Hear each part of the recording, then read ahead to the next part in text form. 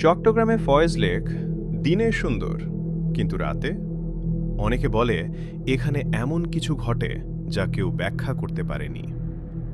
Faiz lake একটি জনপ্রিয় পর্যটন স্পট।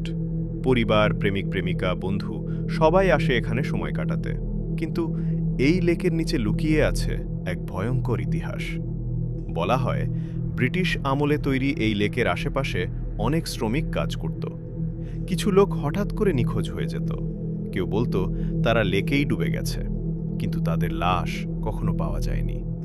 স্থানীয়রা বলে রাত 12টার পর লেকের পাশে গেলে হঠাৎ করে পানির ভিতর থেকে কান্নার শব্দ শোনা যায়। কিছু মানুষ দাবি করেছে তারা দেখেছে পানির উপর সাদা পোশাক পরা এক মেয়েকে দাঁড়িয়ে থাকতে।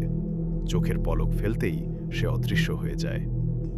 অনেক গার্ডও জানিয়েছে রাতে টহল দিতে গিয়ে তারা অদ্ভুত ছায়া দেখতে পায়, যেন কেউ তাদের ফলো করছে। কিন্তু পিছনে তাকালেই কেউ নেই।